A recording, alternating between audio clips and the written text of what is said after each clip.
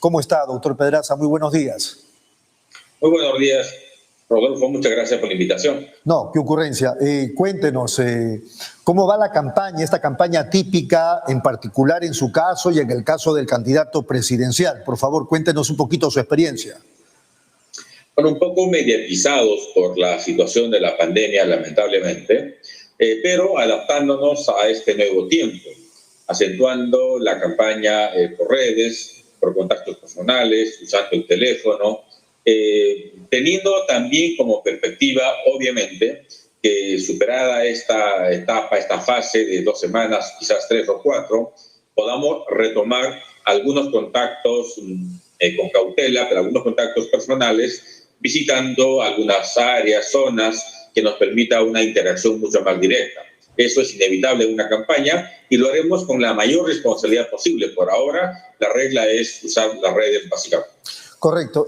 Me da la impresión, pueda que yo esté equivocado, de repente soy injusto en mi apreciación, me da la impresión que en la campaña todo el mundo habla de cosas, de acuerdo, interesantes, pero nadie se atreve o supone que es importante el asunto de qué voy a hacer cuando llegue a la jefatura del Estado con todos mis ministros y el Congreso de la República frente a la pandemia.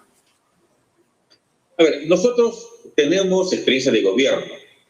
El gobierno del presidente Humala ha ofrecido al país un gobierno con estabilidad política, con estabilidad económica. Las cifras hablan solas. De manera tal que sabemos hacer gestión, sabemos usar el recurso público con bastante eficiencia y creo que en materia de salud vamos a trabajar muy rápidamente para fortalecer la primera línea de atención, que creo que es la regla básica, en eso todos coincidimos, pero especialmente para gestionar más camas UCI, más cama de internamiento y obviamente más oxígeno. A mí me parece clamoroso, penoso, que a casi 10 meses de la pandemia muchos peruanos sigan haciendo cola para obtener balones de oxígeno y a precios prohibitivos. Eso me parece una falta de gestión notable. Dinero hay para eso. ¿Qué falta? Capacidad de gestión, toma de decisiones, y nosotros ofrecemos, por supuesto, una gestión adecuada en materia de salud de llegar al gobierno. Y gestión se traduce en este tema en más camas UCI, más cama de internamiento, más oxígeno, todo aquello que la ciudadanía demanda hoy. Los televidentes me dirían que le pregunte a usted, ¿y cómo lo va a hacer? ¿Cómo lo van a hacer? A ver, mi impresión es que recursos todavía quedan en el Estado, a pesar de que este fue dilapidado por el presidente Vizcarra y compañía. La declaratoria de emergencia permite adquirir equipamiento, tomando la decisión, haciendo las cosas correctas, escogiendo correctamente un buen proveedor para tener más camas UCI y todo aquello que el país necesita en materia de salubridad. A ver, hay una información que es clave. En estos últimos 5 años, diversos ejecutivos han solo gastado entre el 50 y el 60% del presupuesto para inversiones. Nosotros hemos tenido un promedio de ejecución del 90 al 92%. ¿Eso qué ha significado? Que el año 2020, 30.000 millones de soles no se hayan gastado en el gobierno central, regional y local. No pasaba con nosotros. Significa entonces que la capacidad de gasto, la experiencia de gobierno se va a traducir en materia de salud, en todo aquello que la ciudadanía necesita. Es decir, tenemos capacidad de gestión, equipo técnico correspondiente, no tememos tomar decisiones y estamos seguros que repondremos rápidamente todo aquello que la ciudadanía necesita hoy, incluida, por supuesto, vacunas universales. Muy bien, doctor Pedraza, le voy a preguntar ahora sobre el tema de la educación a propósito de la reanudación de clases, pero también sobre la inseguridad ciudadana. Previamente nos vamos a una pausa, ¿le parece? Muy bien, claro que sí. Regresamos.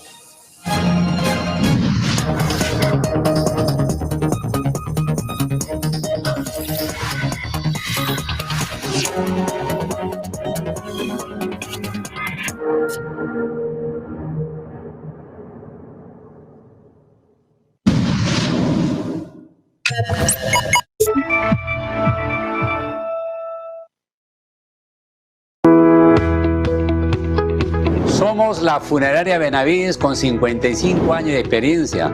Tenemos el personal capacitado para acompañar a la familia en un momento de dolor. Y ahora contamos con un plan accesible. Con 30 soles mensual aseguramos a 7 personas sin límite de edad. Somos la funeraria Benavides, la más humana y solidaria. A su servicio. Informes 946-351-268 y 994-980-337. Ya salió una nueva edición de la revista AD Maestro con mucha información de interés para tu trabajo en el aula. Todos los detalles de los ganadores del premio Horacio 2019, los resultados del último concurso de canto magisterial que organizamos, artículos de investigadores y educadores como León Trachtenberg. Además, entérate también cómo recibir las asesorías legales gratuitas. Revista AD Maestro. Pídela gratis en todas nuestras oficinas del país de rama magisterial, seguridad social para el maestro. ¿Buscas lo mejor para tu hogar? En Plaza Hogar podrás elegir, diseñar y plasmar todas tus ideas. Todo lo que soñaste está en Plaza Hogar. Diseños exclusivos y precios sin competencia. Cómprale al Perú. Ven a Plaza Hogar. La emoción de encontrar lo mejor para tu hogar. Avenida Angamos, 1551 Surquillo.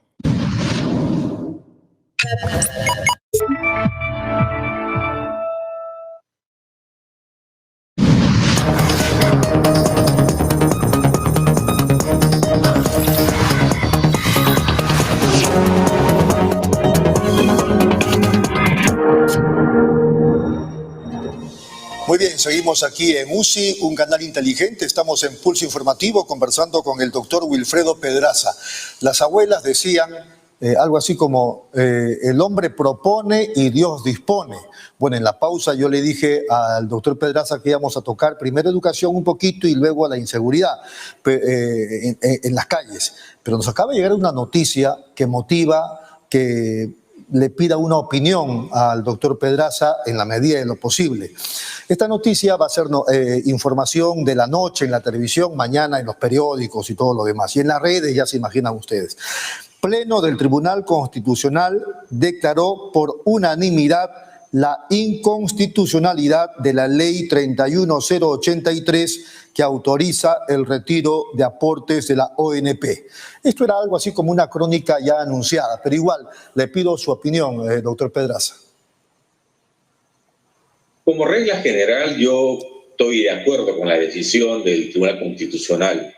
De hecho, el Congreso de la República no tiene capacidad de gasto y creo que con la ley que generó el Congreso, con una perspectiva bastante populista, lo que ha hecho es eso, infringir un principio del legislador de emitir leyes que no generen gasto, y entiendo que el Tribunal Constitucional ha ido un poco en esa línea. Sin embargo, hay que decir también que es imprescindible que el Ejecutivo tenga acciones complementarias para suplir esa expectativa que los pensionistas de la ONP tenían.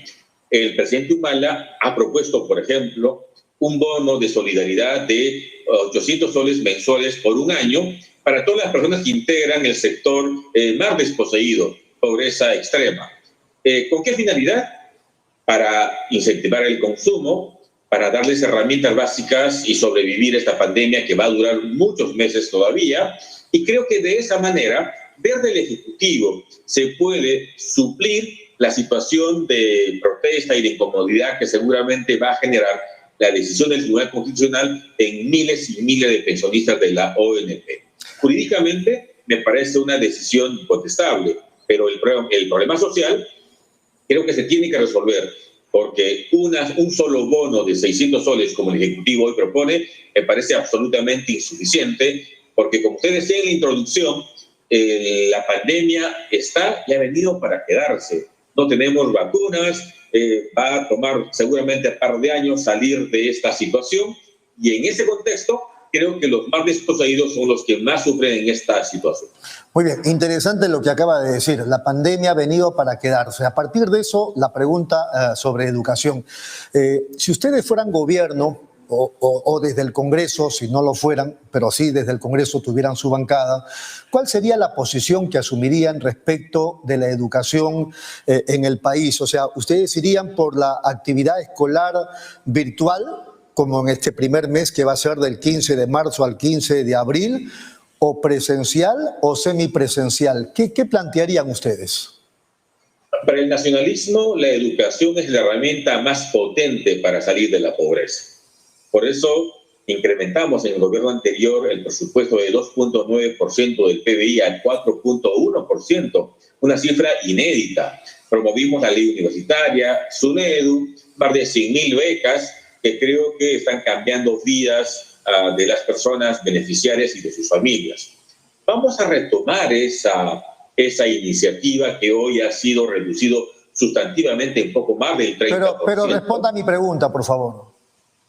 Y respecto a la educación virtual, nos parece necesaria en una situación de contexto de pandemia, pero sin la menor duda, la educación más adecuada es aquella que es presencial. Yo soy profesor universitario, hago docencia virtual, pero sin la menor duda es absolutamente diferente e insuficiente que aquella que es presencial. Vamos a apostar por la presencialidad, por supuesto, allí cuando las condiciones mejoren, porque es la mejor manera de aprender y de enseñar. Eso nos queda absolutamente claro. Muy bien, el otro tema es la inseguridad ciudadana. El otro día veíamos por la televisión, los televidentes en diversos canales, cómo llegaban, por ejemplo, ¿no? Por Tumbes, los camiones con venezolanos. Daba la impresión que los estaban sacando de la cárcel con dirección a nuestro país, por lo menos esa era la impresión y algunos decían que así era. Y días después, ante tanto reclamo de la población peruana, días después han ido grupos del ejército para tener más cuidado con las fronteras. ¿Qué solución usted le daría a ese problema en particular? Compleja la situación porque la migración tiene una base social y creo que hoy tenemos casi 600.000 ciudadanos venezolanos en el marco de la informalidad. A mí me parece muy grave que tantas personas no tengan un registro en nuestro país. El año pasado se dictó una ley para regularizar esa situación y nosotros impulsaríamos la materialización de esa ley.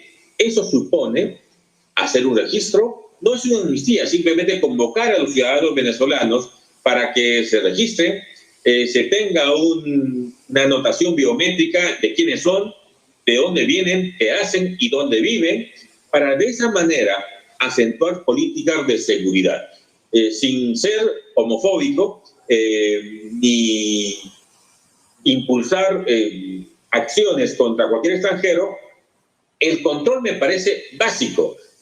La inseguridad es alimentada por un sector pequeño de venezolanos, eso me queda bastante claro. Cerrar las fronteras es una receta tímida, porque la frontera es muy grande y el flujo de ingreso de personas sigue siendo bastante alta. Es decir, lo que hay que hacer entonces es reorganizar el sistema de recepción de estas personas que vienen además con el argumento de refugio, con lo cual no es posible legalmente, norma internacional, cerrar las fronteras. Entonces, ¿qué hay que hacer? Registrarlos, tener un seguimiento muy puntual, generar inteligencia para hacer seguimiento a estos grupos de personas que tienen alta vocación por la delincuencia y, por supuesto, responder con bastante energía en ese tema. Es decir, creo que de lo que el Ejecutivo no está haciendo es regular adecuadamente el ingreso y registrar a los ciudadanos de cualquier nacionalidad que van ingresando a nuestro país. Para terminar, ¿usted sería de la idea que hay que cambiar al ministro del Interior? En el Congreso se trabaja la idea de una interpelación y aparentemente luego una censura. Yo creo que en este tiempo ya el cambio de ministros lo que hace es entorpecer una frágil gestión que nos ofrece el presidente Sagasti. Yo entiendo el desgaste político, pero los cambios de ministros suponen cambio de directores, menos toma de decisiones, pérdida de tiempo y el país se perjudica. Yo no conozco al señor ministro hoy, sin embargo creo que un cambio a poco tiempo de un nuevo gobierno solo haría daño al sector interior tan maltratado, manipulado en este tiempo. La inseguridad pasa por tener una policía fuerte, respetada, respaldada por un liderazgo de un ministro, pero creo que eso va a ser posible con más claridad con un nuevo gobierno ya. Muy bien, señor Pedraza, ha sido muy amable, muchas gracias.